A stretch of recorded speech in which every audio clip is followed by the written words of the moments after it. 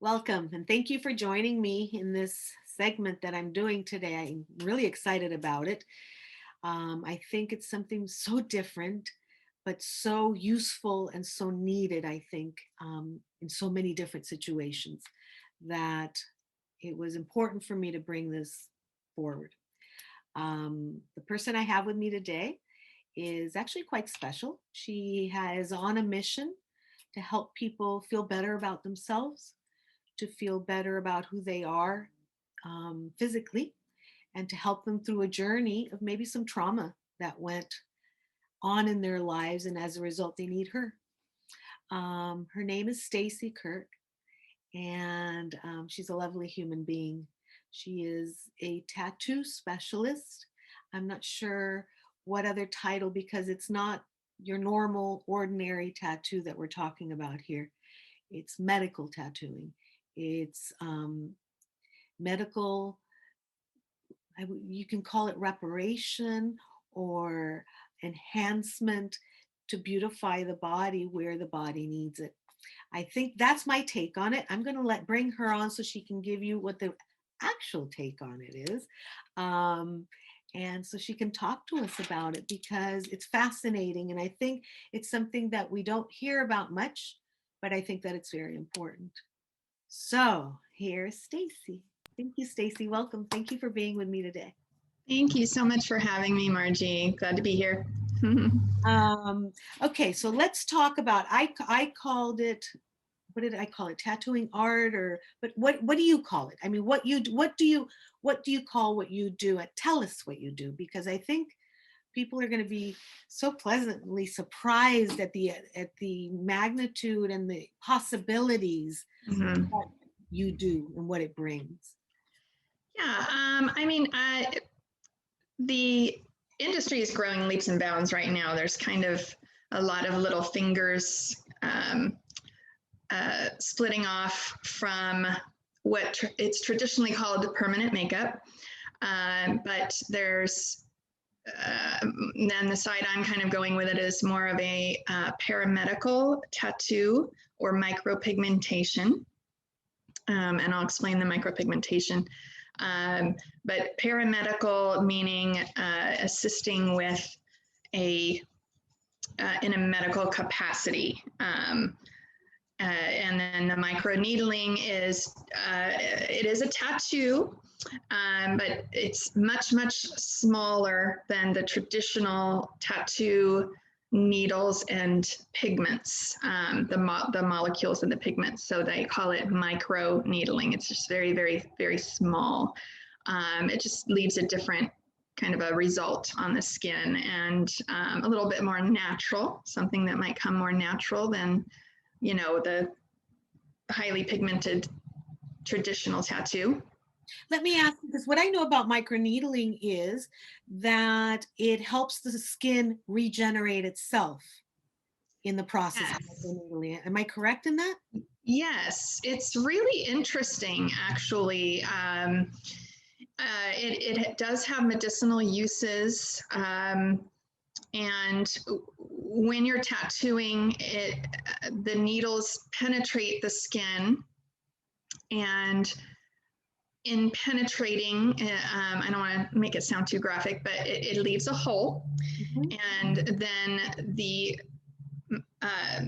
cells in the skin go into that hole, and they regenerate all of the other types of cells that are in there. So if you don't know about what's in the skin, there are, you know, I'm blanking, nerve cells, melanocytes, elastin, collagen. And so, you know, all those things can be regenerated once you've punctured a hole there. It makes fresh new skin. It's nice and young. Yeah, see, that was my impression. So I think that's fabulous. I mean, not only it's reparation on so many levels, right? Yeah. I've actually, you know, being shuttered for the last few months, I've experimented on a scar that I have on the back of my leg. I had a sarcoma removed, And it was quite extensive, and it left a big scar that, didn't feel that great when you touched it, and plus a lot of numbness. And it was pitted. So I thought, I'm gonna try it on myself. I dry needled it, which is a micro needling without pigment, Mhm. and it has helped it refill back in. So just the nature of the surgery, there's still like, it kind of looks like a piece of my leg, isn't there? But the scar itself has definitely softened and it's filled in. And what surprised me the most was that I started getting feeling back in that area. Wow, Yeah, that's lovely. yeah, really surprising, and it just opens doors. So I'm a firm believer in practicing on yourself if you can. Yeah, no, I totally get it. I teach yoga and I don't teach anything I don't haven't done myself. So I totally Yeah. get that. Yes, I think it's important. Yeah. Hmm. Okay, so tell us, I got you sidetracked. I'm sorry, but I find that needling is fascinating in and of Yes. itself. So I wanted to touch a little bit on that. Yeah, there are other medicinal health benefits from it, aside from the main one that I feel is more of an end result, is the emotional healing. Mm. But it studies published in the American Journal of Human Biology states that tattoo, this is really interesting for our time too. Tattoo inoculates the immune system, and it assists in so building up your disease fighting army in your body, Right. and it also assists with a vaccine. It helps to get the vaccine into the cells. Really? Yeah, which is really interesting. I'm not too, scientifically versed, but just from my studies that I found, I read that and I just thought that that isn't, my intention with it, but I thought it was really interesting that Yeah. that came up in my, Yeah, no, that well, because okay, traditionally we think tattoo, we think people just trying to be not to be to explain themselves through the tattooing, right? I think they're expressing themselves through tattoo. But what you're doing is a little bit different. a little bit Um, different. so it's oh my gosh. Talk about that, Stacy, because when we talked about it, when I heard about what you were doing, I thought it was really important. I still think it the capability that it has to help someone is Mm-hmm. so profound. So can you talk about that? Yeah, one of the main forms of paramedical tattooing is areola tattoo, Mhm. which assists people who have had mastectomy and had the whole areola complex removed. It replaces it.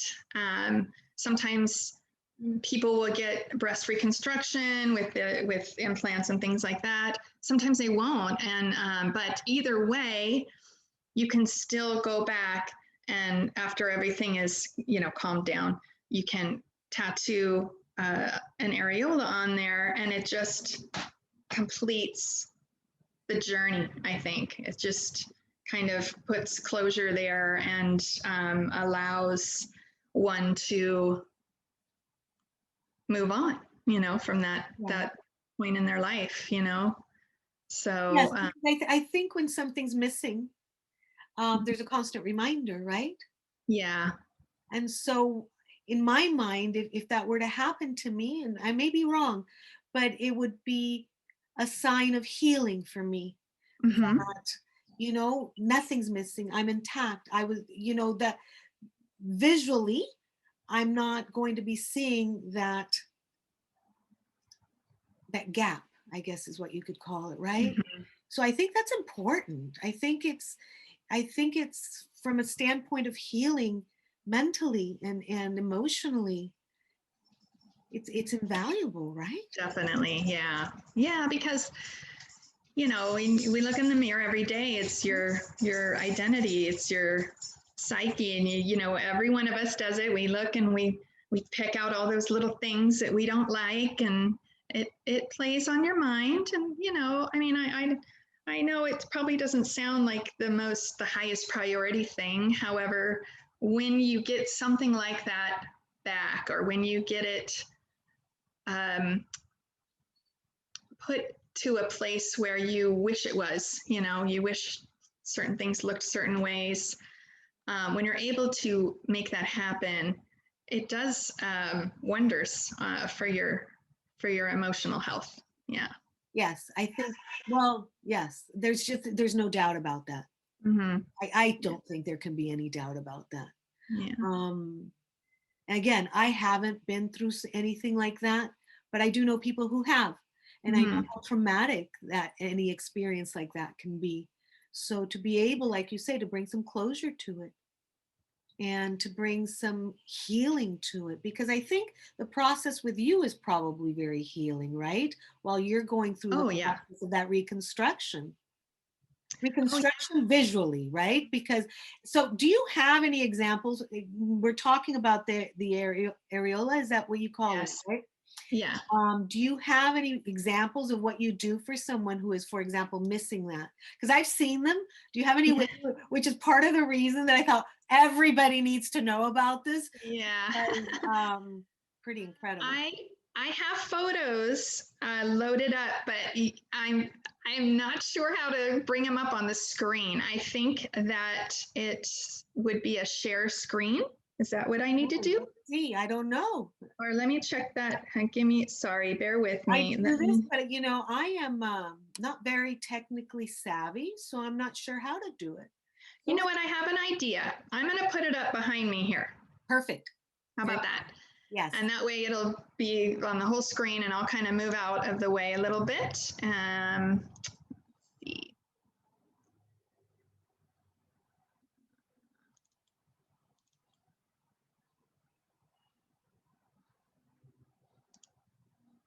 Sorry, just one That's all moment. right. I should have been prepared with this, but you know, I'm pretty spontaneous about everything I do. Yeah. So. I'll show you. I'm going to put one up. It's not going to be pretty, but this is one of the tattoos I did at the very beginning. This is like a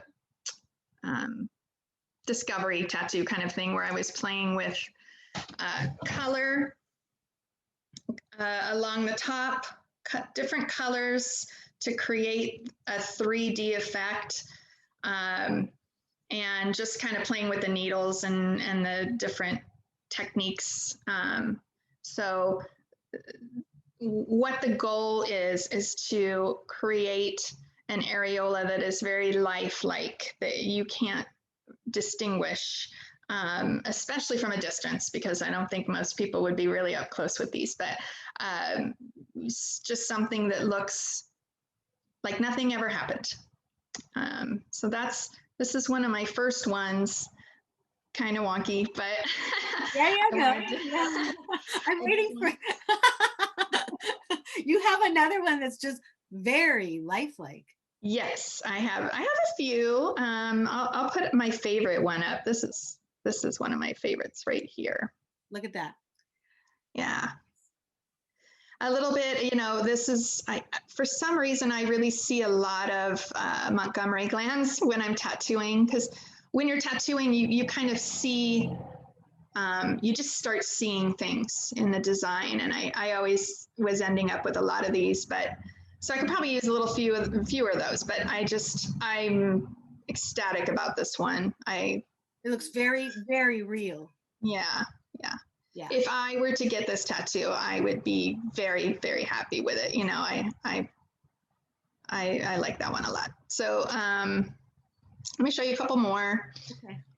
Here's one I did on a different medium. This is on a sort of a mold of a breast. Oh, it's kind of hard to see. Mm-hmm. I think that's one of the ones you showed me live, right?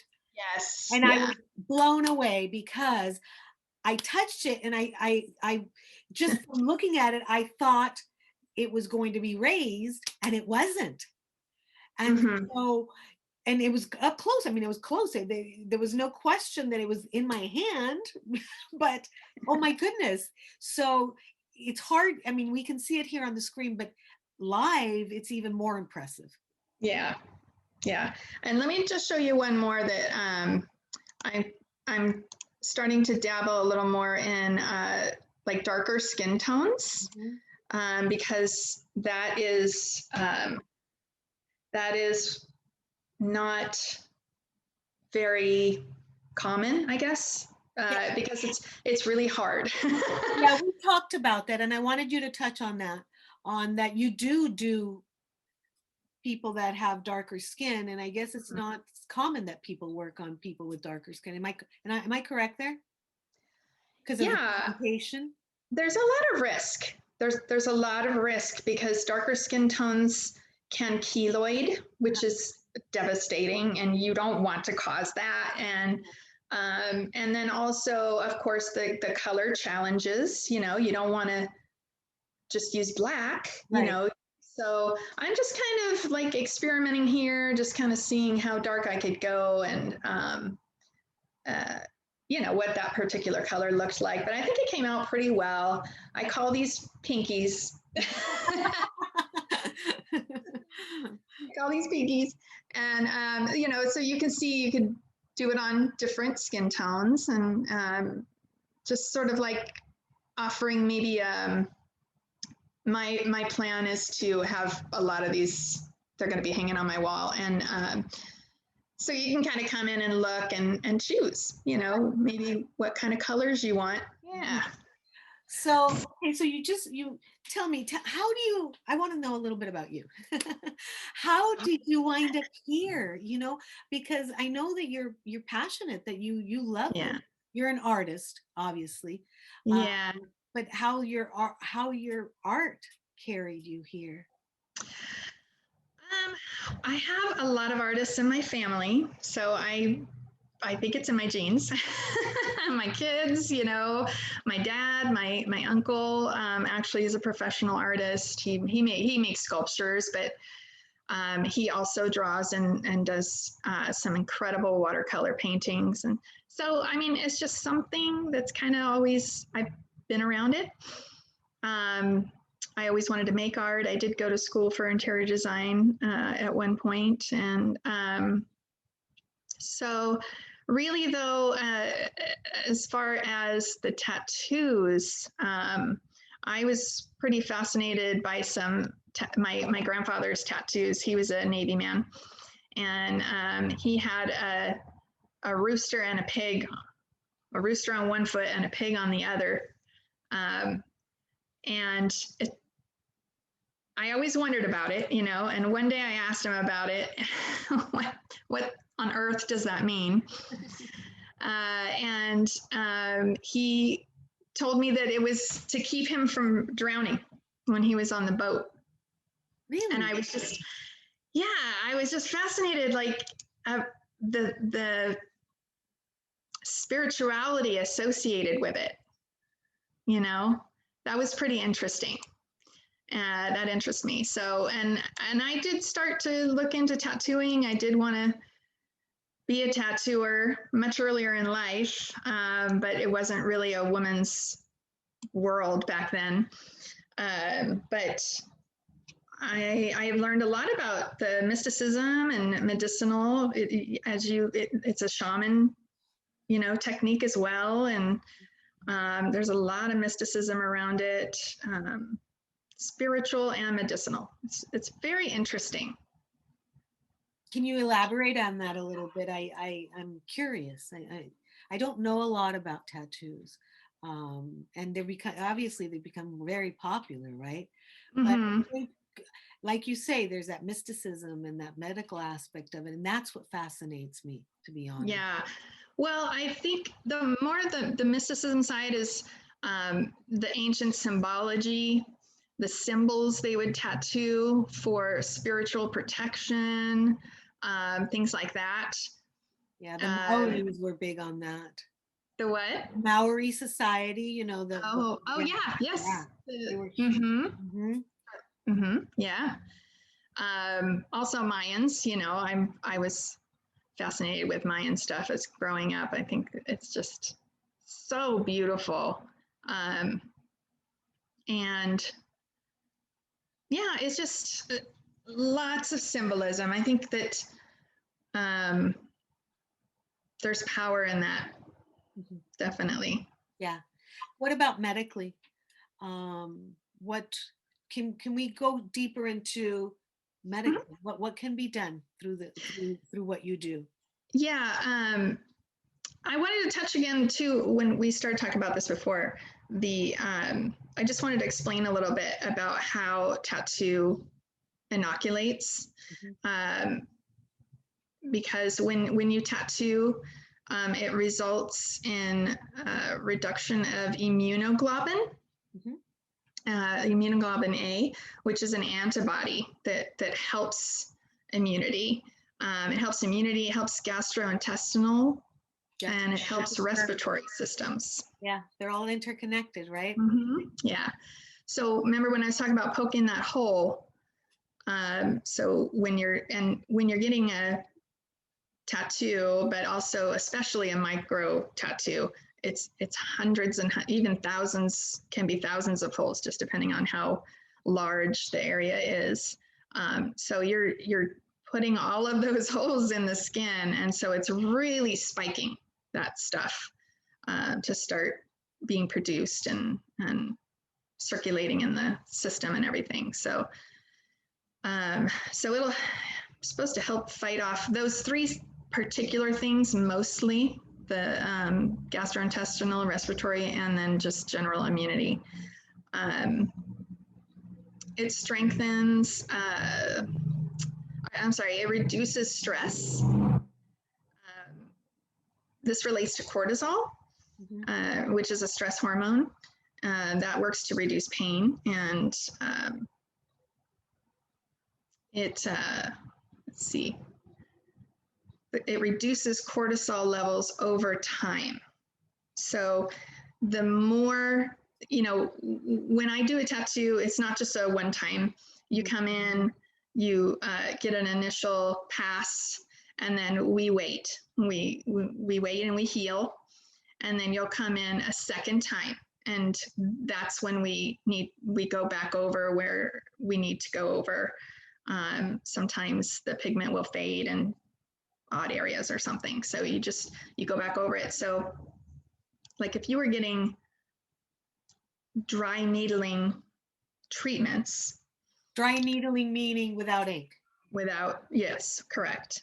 The more you do that, the more uh, the more the cortisol is reduced in your body. So it's a stress reliever.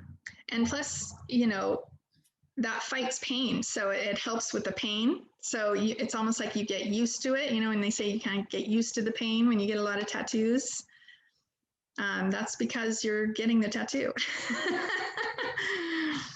which is kind of That's interesting. interesting. Yeah, yeah. I've never heard that. That's interesting. Yeah. I've also read that it helps with athletics, and that kind of piqued my interest. I looked into that a little more. It said that it helps reduces the body's ability, or cortisol reduces the body's ability to recover and heal from a workout. Mm-hmm. So if you're getting tattoos frequently, that is going to diminish the cortisol. So in addition to reducing the stress, it helps your muscles heal from working out and build back stronger. Another really interesting, you would never know Right. that that's from tattoo. And What other aspects of the medicinal or the medical tattooing do you do? We went through, and I'm sorry, I don't mean to interrupt, but um, I'm just thinking we spoke specifically about women and or men, I suppose. It doesn't have to yeah, be. My grandfather had breast cancer, so um, it's not just women that are affected by this. correct. Um, Yeah. but we talked about that, but I know that you do other things as well, you know, that you help in other aspects of the body of that. Mm-hmm. Um, Yeah, we do, let's see, scalp micropigmentation, mhm. where you can simulate the hair in different ways. You can simulate a shaved head by just, it's basically simulating the little plugs. I don't know if Right. that's what Yeah. you call it. The follicles. Yeah. Mm-hmm. And I don't have a before and after of that, but it is very realistic.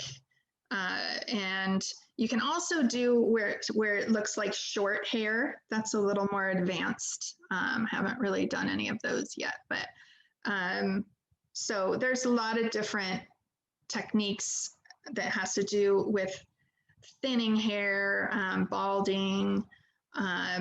I also, another thing I experimented on myself because I'm thinning a lot. And I dry needled my scalp. And I did see a little bit of hair growth come back because, again, you're punching the hole up here. Capillaries, that's the other thing I was trying to remember. You're punching the you're punching those holes. And when your hair, typically the hair thins when there isn't blood flow in the area. So when you're punching those holes, you're stimulating those capillaries to come back up. And it's not always successful. You know, sometimes it's a little too far gone up there, but I had a little bit of success only with one treatment. I got a Wow. little bit of hair growth back. I could definitely see more follicles. So I'm going to continue doing that, and I'll have the before and afters on my website. So But we're going to do a follow-up, Stacy, for sure, then, because that would be interesting for people to see. You know, yeah, as I'm getting older, I'm mm-hmm. not seeing that yet, but I know I will. And I know many people who are, you know, Yeah, where the hair is not as full, and you know, it's not yeah, just men, it's women too. yeah, So it's it how, is. so but the beauty of it is what you're saying then is that you are just enabling your own body to become Yes, more nourished, right? You're enabling, precisely. yeah, and there's a beauty to that. You're not adding anything to yourself. You're not, Mm-hmm. this is just your own body starting to wake up, so to speak, Mm-hmm. right? And there's areas where it wasn't stimulating necessarily, or maybe, I don't know, for whatever reason. Right. So Yeah. I think that's lovely. Anytime we're waking up our body, Mm-hmm. it's a good thing because it Yeah. keeps that body, that part of the body younger, right? Yeah. You don't Yes. forget about it. The body is producing and being, right, what Yeah. it's meant to be. Yeah. So And I like that it's truly you. It's not a synthetic thing. It's your stuff. yeah, So. 'cause you said it's dry needling, right? Nothing Mm-hmm. wrong with it with the tattooing, but you're talking about dry needling and doing that. Yeah. So so let me ask you, and this I asked you this question before and I loved your answer. Mm-hmm. It was my impression many years ago, and I never asked the question again, that the Incan tattoo for the tattooing was like poisonous, that it wasn't good for you. Mm-hmm. And I think that is actually a misconception. Am I correct? Yeah. Oh, definitely.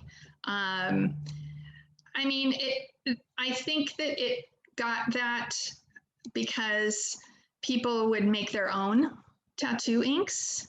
Um, for example, people in jail tattoo, and it's not like they can go and buy pigments, so they would make their own. A lot of tattooing back in the day was gel tattoos, and or if, I don't know if that's the right term. I apologize if that's not the right term, but you get what I'm saying. Yes, I understand what Um, you're saying. yeah. And so, they would, who knows what they would make the inks with? It's just whatever they had there. Nowadays, it's very regulated. It's everything's, you have to have the MDS for the inks that you have, I call them pigments that you have. It's not technically an ink. Okay. And, these substances have been used for decades. And so, they're very regulated, they're safe. However, with that said, synthetic molecules in general aren't really good for our bodies, So there are synthetic pigments and there are organic pigments. And each of them have their own pros and cons to them and risks and involved and everything like that, just like anything. So you really have to, and we ask a lot of questions before tattooing just to find out about allergies and,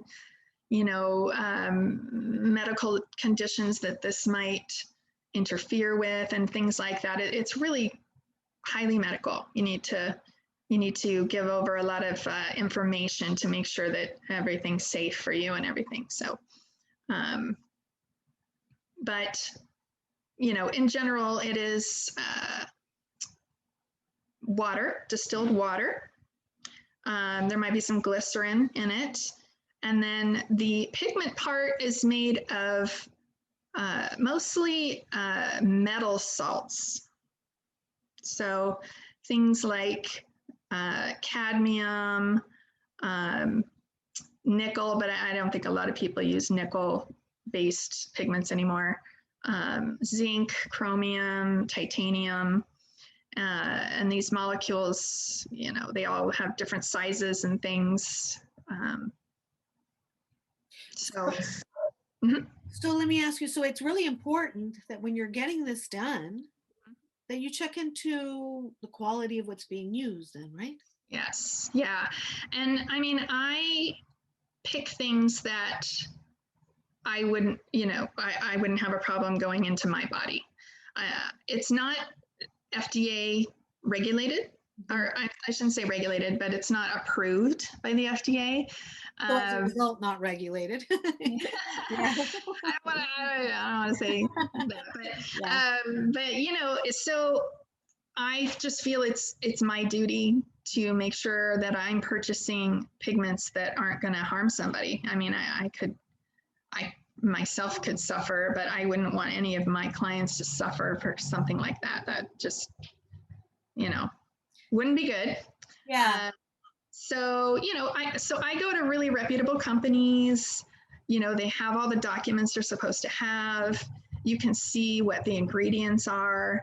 And then I have my questionnaires for the clients so that I can see if they have an allergy to something specific, and these are all listed on my questionnaire, then I know which pigments to use.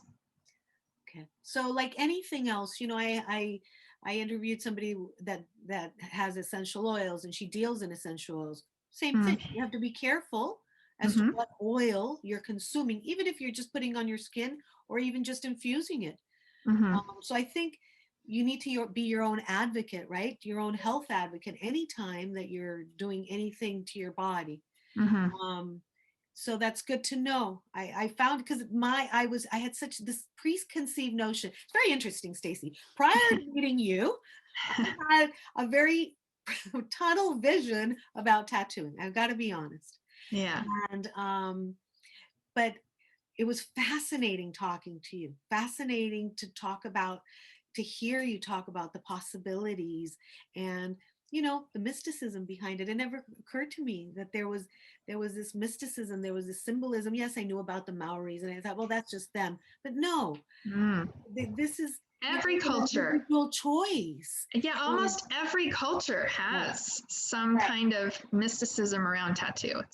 So it was interesting to see and hear that and internalize it myself, right? And really kind of try to be a little more open-minded in the sense that, wait a minute, this judgment that somebody was told you for years that you were supposed to have can be broken. But beyond that particular part of it, the importance of the tattooing medically. And I'm not talking about just, I'm not saying that it's a medicine. No, no, no. But it is an emotional medicine, Yes. and it is a mental medicine. Mm-hmm. And like you're saying, the dry tattooing, it is, because if you are getting feeling back in that scar that you had, if that scar is kind of smoothing out, that is Yeah. medicinal in that respect, right? Yeah. Physically. So, Mhm. there's just so many aspects to this, and so many things, so many possibilities. Mhm. Let me ask you, I think, and I've talked to you about this before, and it seems so important. Um, you have a mentor that you've learned from, and I Mhm. think in this kind of a field, a mentor is essential. Oh yeah. Um, Yeah. so can you tell me about this? Of course, you can tell me about your mentor, but the whole process of being mentored and the importance of being mentored. Yeah. Yeah. I mean, uh, uh, it's an industry that really needs a lot of experimentation. It's because it's always been for one thing. It's always kind of been for the one thing where it's the ancient things that we were discussing, and it's only just now kind of being introduced into lots of other avenues, and uh, so there isn't a lot of regulation. Generally, for the areola tattoo, um, boy, women, well, and men too, but people just go through some tough experiences with that because um, the doctors and nurses have to do the tattoos in order for insurance to cover in the past. So, and well, still, it's actually still happens right now. The doctors and nurses are doing these areola tattoos, and they are not trained in tattooing. You know, they're trained in the medical office how to keep the sterile environment and all of those things, but they are not actually trained in tattoo artistry or needle techniques or anything like that. And so a lot of times when you don't know how to work with scar tissue, you can destroy someone. You can just ruin them. And in addition to that, as far as the artistry part of it, they don't look real. They're just, and I've seen a doctor actually take out a circle template, which nothing against that. I use that too. However, I use a little differently, but I've seen him take it out and put it on the breast and just basically fill in. And it's just like a red circle. So what I'm working with a beautiful woman named Stacy Ray Weir. She is the founder of the art movement, which is areola restoration tattoo. And she has worked tirelessly to try and change that situation so that if someone needs to get a mastectomy, they're going to the doctor, the surgeon, and the nurses. And then if they need the areola tattoo, they're going to the tattooers and it's covered by insurance. That's a bear of a thing to try and get done. So she's created a whole community of us, and that's what we're trying to work towards. It's just getting more artistry, and maybe even expanding into other areas of medicine. With the microneedling and everything. How lovely. So if I were to go to a doctor, and typically, would they recommend going to, I mean, is that part of the recommendation? No. Okay, so this is something that we need to advocate for ourselves. Can we request from a doctor to get a tattoo artist, or to have a request from him for a tattoo artist for the restoration, for restoration meaning for the actually artwork, right, on ourselves. Yeah. I mean, you've got different doctors. You know, some doctors, they want to do it for the money. And therefore, I would say no, they probably would not help out.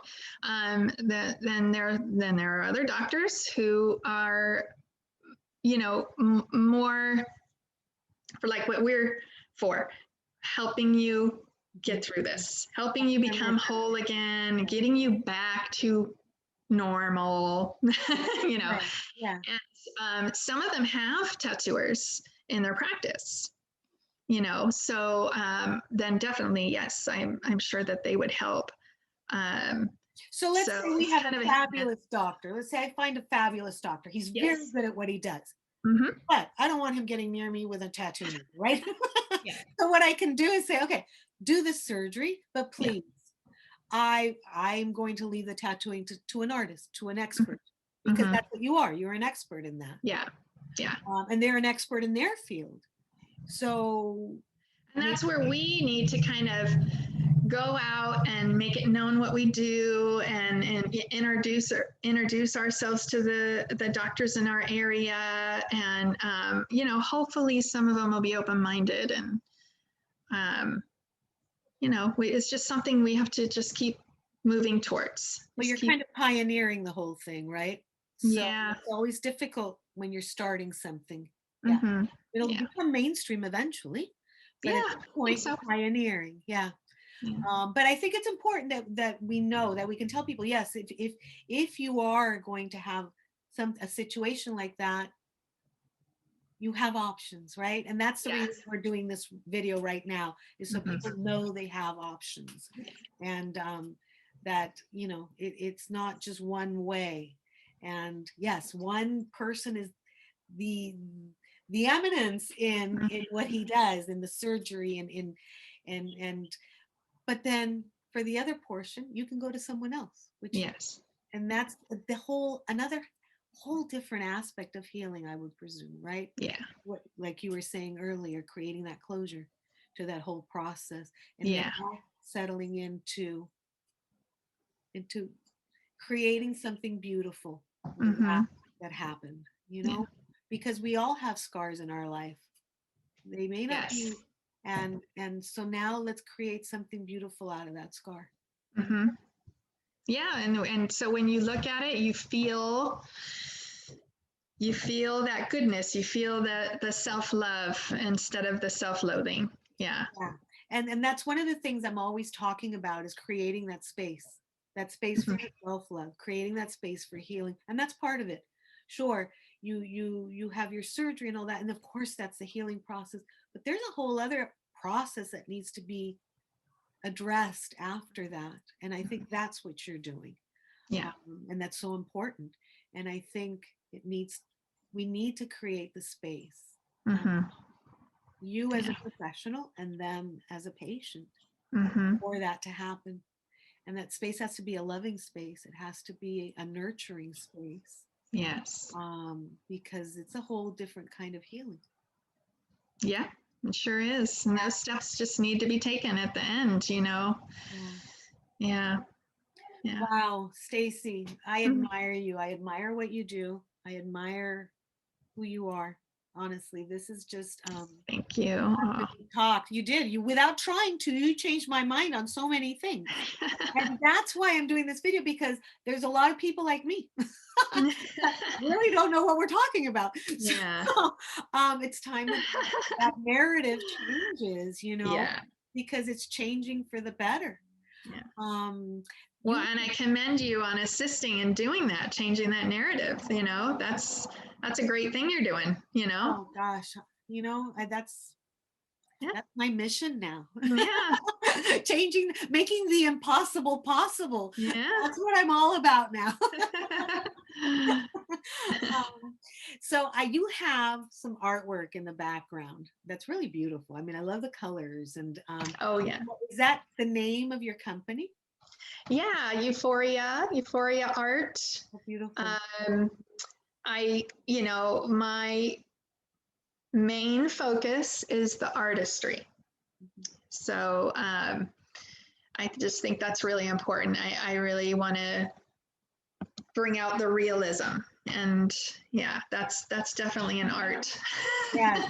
Well, I like I said, I saw live what you do. I mean, you could see it on the screen with us today, but I saw live what you do, and it's pretty incredible. Um, I was awed by what you do. Oh, Yeah, no, yeah, it's thank you. so much so that we're talking now. Yeah. um, all righty. So give us your information, Stacy. What? How can people get a hold of you? Where can they go? How? You know. Tell us. Where are you? We're in California because some of my guests are all over. So you're in Oh, yeah. California, right? California, Southern California. We're in Newport Beach. Okay.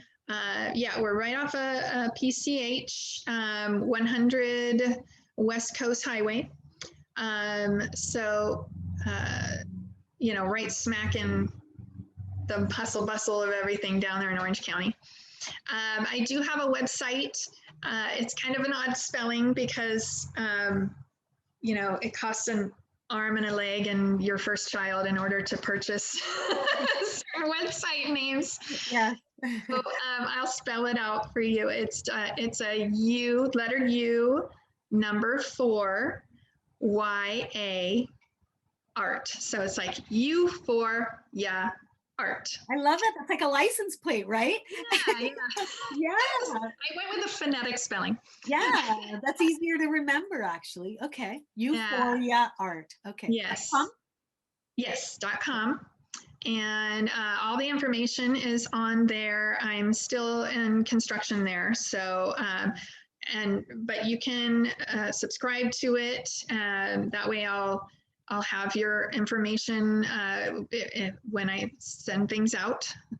You'll get communications, and but that'll be where I have all my documents. I do e-documents. We're doing virtual consults, things like that. So everything will be done through that website. And Okay. yeah. And do you have a phone number that you would like to share, or would you rather Sure. they? Okay. Yeah, it is on the website, but I will say that it's 949-507-4404. Okay, and it's Stacy Kirk, correct? Yes, that's right. Okay. Yeah. And any last piece of wisdom, any advice, anything that you could put out there for somebody that might be wondering what to do with this body, that maybe they're curious or would like some. Yeah. Yeah. I mean, I would just say, don't be shy. Just definitely do your research. You want to look at what is out in your area. You want to, Or take the trek to Newport Beach. this is true. A good tattooer would tell you if they couldn't help you, Okay. or and refer you to someone who could.